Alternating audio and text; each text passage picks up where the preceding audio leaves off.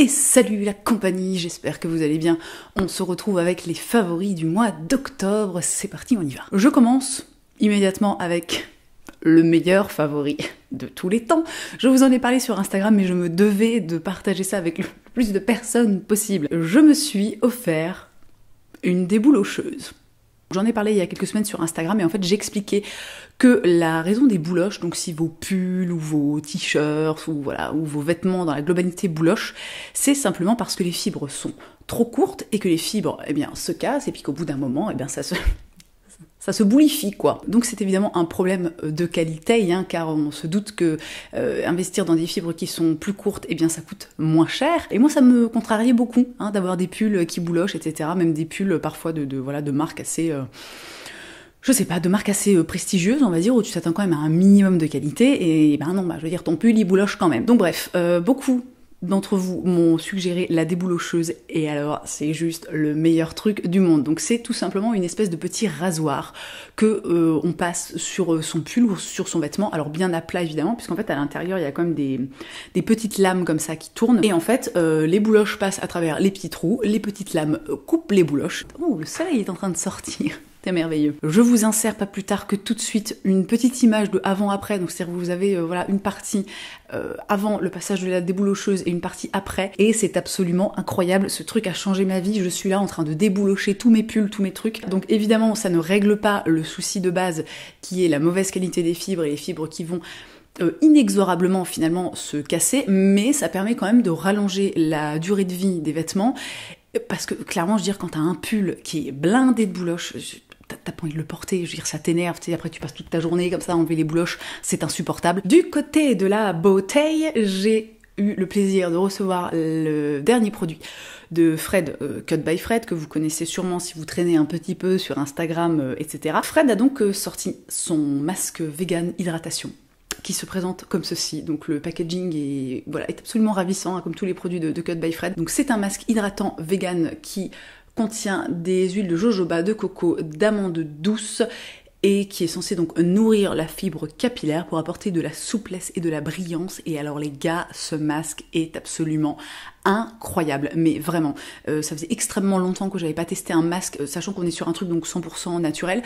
Moi, j'en suis à un stade où en fait je crois que j'ai genre 98% de mes cheveux maintenant qui sont naturels, j'ai peut-être encore juste des micro-bouts de pointe comme ça, qui sont encore de l'époque décolorés, blonds, tout ça, au bout de leur vie. Et ce masque est absolument génial. Alors premièrement, il sent extrêmement bon. Si vous aimez l'odeur d'amande un petit peu amère comme ça, vous allez adorer ce masque. Et le résultat sur les cheveux est franchement oufissime. Alors déjà, moi, il me permet hyper bien en fait de démêler mes cheveux, c'est-à-dire que je l'applique sur mes cheveux, je passe mes doigts comme ça et mes cheveux sont entièrement démêlés. Ensuite, il laisse effectivement les cheveux souples, brillants, méga beau, t'es trop content de tes cheveux. Et vraiment, ce masque est top. Pour info, c'est un format de 400 ml, donc t'es sur un bon gros mascounet qui va te durer un bon gros moment. Et voilà, un podcast dans mes favoris. Alors je l'ai découvert en fait grâce à l'une d'entre vous qui est l'auteur de ce podcast. Je sais pas si on dit l'auteur pour un podcast, mais vous avez compris ce que je voulais dire, qui m'a envoyé un petit mail pour me conseiller son propre podcast. Voilà. Alors merci beaucoup si tu passes par là, parce que j'ai fait une excellente découverte. Le podcast en question s'appelle Sois sage et parle fort, et j'ai tout particulièrement envie de vous parler d'un épisode. C'est d'ailleurs l'épisode en fait que mon abonnée, lectrice, je sais pas trop où elle se situe, m'a conseillé. Un épisode à propos de la culpabilisation écologique. C'est un sujet dont je parle assez régulièrement, alors que ce soit sur Instagram mais aussi sur mon blog. J'ai fait un article à ce sujet, d'ailleurs que je vous link dans la barre d'infos si vous voulez aller le lire, tout simplement. Et cet épisode, je l'ai vraiment trouvé absolument passionnant et absolument génial, parce que en fait, grosso merdo, en fait, il résume absolument tout ce que je pense, mais de façon beaucoup plus construite, tu vois, avec des chiffres, avec des exemples vraiment très très concrets. Et cette histoire donc de culpabilisation écologique, pour vous en dire un tout petit peu plus, c'est tout simplement le fait que on fait reposer énormément de responsabilités sur le dos des individus quant à la situation écologique de la planète, et c'est quelque chose avec lequel je ne suis pas vraiment d'accord, bien que évidemment nous ayons quand même tous un rôle à jouer, et que je suis la première à encourager les petits gestes et les petites prises de conscience et les chemininous, enfin je veux dire avancer comme ça à son rythme, et faire du chemin sur la question. Néanmoins, voilà, c'est vraiment un truc qui me dérange énormément, cette culpabilisation extrême des individus. Et je ne développerai pas plus dans cette vidéo parce que c'est pas le sujet, mais vraiment, je vous invite à aller écouter cet épisode de podcast. Ça, voilà, on va dire que ça remet les pendules à l'heure. Un accessoire de mode dans mes favoris. Cette immense écharpe absolument merveilleuse. J'ai un gros problème avec les écharpes. Alors pour vous donner un petit exemple, c'est-à-dire que quand je l'ai montré à mon mec et que je lui ai dit « Ah, t'as vu, elle est bien mon écharpe », il m'a dit « Mais t'en as pas déjà genre 650 comme ça ?» Donc bon, alors je ne suis absolument pas d'accord car je n'avais pas d'écharpe ni de cette couleur, ni de cette longueur, ni dans cette matière, hein, voilà. Mais j'avais envie de la mettre dans mes favoris parce qu'on arrive vraiment à cette période de l'année où j'ai envie, tu sais, moi c'est pas des écharpes qu'il me faut, en fait c'est des plaids, tu vois, c'est vraiment le truc, tu te mets dedans et t'es bien, et t'as chaud, et t'es confortable, et c'est formidable. Et j'adore cette écharpe. Donc elle est en matière synthétique, elle est super douce, elle est super chaude, je l'aime énormément.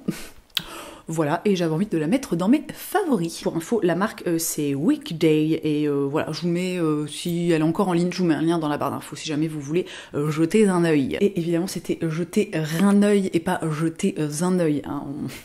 Essayons de conjuguer les verbes de façon respectueuse de la langue française. Je retourne à la beauté. Oh, je vous ai parlé de ce truc sur Instagram. Oui, alors d'ailleurs, si vous ne me suivez pas sur Instagram, suivez-moi sur Instagram, car je parle de plein de choses, a priori assez intéressantes quand même. Alors pas toujours, hein, des fois c'est chiant à mourir, mais on peut pas tout avoir. Hein. Le Future Dew de chez Glossier, qui est un sérum huile hybride. Et alors, ce produit, mais c'est genre devenu ma vie depuis que je l'ai découvert. Donc c'est un produit pour lequel il conseille d'appliquer 2 pompes sur l'ensemble du visage à la fin de votre routine de soins. Et ils disent qu'on peut en ajouter aussi un petit peu sur le bombé du visage pour encore plus d'éclat. Alors c'est un produit qui a une texture assez incroyable. J'avais jamais rencontré de produit avec une telle texture. C'est-à-dire qu'au départ, quand ça sort, c'est une texture voilà, qui est assez épaisse, et quand tu la chauffes entre tes mains, ça va passer par une espèce de texture un peu huileuse pour finir par quelque chose de limite aqueux. Donc c'est extrêmement surprenant. Et en fait, le pitch de ce produit, le but de ce produit, c'est vraiment de conserver un glow en fait sur l'intégralité du visage ou aux endroits où on a... Putain, je peux pas y arriver en fait, ou aux endroits sur lesquels voilà, on a envie de l'appliquer. Je le porte aujourd'hui, donc je le porte absolument tous les jours parce que vraiment j'adore l'effet de ce truc, et je trouve ça hyper beau. C'est un produit dont la compo, alors Glossier, on pose souvent la question, c'est pas une marque bio, c'est pas une marque naturelle, néanmoins ils ont quand même des compos qui sont, voilà, quand on aime les actifs et les trucs, voilà, leurs sérums notamment ont vraiment des compos qui sont vraiment pas mal et qui sont intéressantes au niveau de la concentration en actifs, etc. Ici on n'est pas sur un truc ultra dégueulasse, mais encore une fois, si vous n'aimez que les produits bio, naturels, avec des compos irréprochables, ça sera pas pour vous, laissez tomber. Mais si vous êtes comme moi et que vous mettez un peu toujours d'eau dans votre vin, la compo vous conviendra, parce qu'en plus de ça, il y a pas mal d'ingrédients qui sont un petit peu hydratants ou qui permettent tout du moins de conserver l'hydratation de la peau, et vraiment c'est un produit que j'adore, voilà, je l'adore. Et je termine enfin avec une série que j'ai regardée sur Netflix ce mois-ci. Donc il s'agit de la série Unbelievable, qui est une production Netflix. Et alors j'ai été absolument bouleversifiée par cette série. C'est une série en fait qui... Alors comment je vais pouvoir vous raconter tout ça sans trop vous spoiler, mais néanmoins en vous donnant envie d'aller regarder la série. Donc premièrement c'est une série en fait qui traite du viol. Donc voilà, âme sensible, enfin pas forcément sensible, mais voilà, sachez-le, c'est une série qui peut heurter votre sensibilité. Il y a des images qui sont difficiles, et même au-delà des images qui sont difficiles, voilà, c'est une série que j'ai, à certains moments, que j'ai vraiment trouvé extrêmement difficile à regarder. Donc la série, pour info, est quand même tirée de faits réels, et ça commence en fait avec le viol d'une jeune fille qui s'appelle Marie Adler.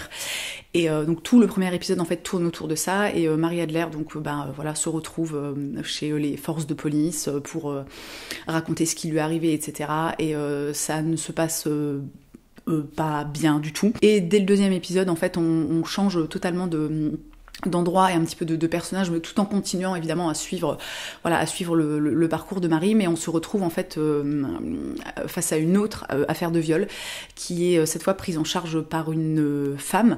Alors je vais pas préciser, mais pour le viol de Marie c'est un homme qui s'en occupe, et donc voilà, dans cette deuxième affaire de viol c'est une femme qui prend les choses en charge, donc les choses se passent évidemment de façon je dis évidemment, je veux pas faire de clichés, mais bon, Toujours est-il que dans la série, le fait que ce soit une femme, et ben ça fait que ça se passe de façon extrêmement différente. Et donc toute la série va tourner autour de Marie Adler, de ce qui va se passer dans sa vie suite à cet événement, suite au fait qu'elle se soit faite violer. Et en parallèle, en fait, on va suivre une enquête sur un potentiel violeur en série. Et voilà, je vais pas en dire plus, que j'ai l'impression d'en avoir déjà trop dit, et en plus, bon, je raconte pas bien, bon, tout ça, hein, on le sait maintenant. C'est une série qui serait d'utilité publique pour expliquer à quel point, très souvent, trop souvent, les personnes victimes de viol sont mal prises en charge. Les personnes qui les reçoivent, voilà, ne sont pas formées, en fait. Et qu'il y a encore... que cette culture du viol, en fait, est encore beaucoup trop présente... partout, hein. Je pense que c'est absolument pas que en France, et que c'est extrêmement problématique. Bon, je savais que j'allais avoir beaucoup de mal à parler de cette série, parce que voilà, c'est un sujet qui est très complexe et qui mériterait sans aucun doute une vidéo entière pour pouvoir en parler. Mais vraiment, voilà, si vous sentez d'être confronté à quelque chose qui est pas, qui est difficile, hein, émotionnellement, enfin tout ça quoi. N'hésitez pas à regarder cette série, n'hésitez pas aussi à la conseiller autour de vous, notamment aux hommes, car je pense que, encore une fois, voilà, je veux pas faire de généralité, mais il y a quand même il y a quand même des patterns un peu parfois qui se répètent en fonction du genre des personnes, voilà, notamment aux hommes, pour qu'ils comprennent certaines choses. Voilà, et je vais m'arrêter là. Et c'était mon dernier favori du mois, donc comme d'habitude, j'espère que cette vidéo vous aura plu, qu'elle vous aura permis de faire de belles découvertes. Quoi qu'il en soit, merci d'avoir passé ce petit moment avec moi, je vous souhaite une très belle journée, je vous embrasse, et je vous dis à la prochaine.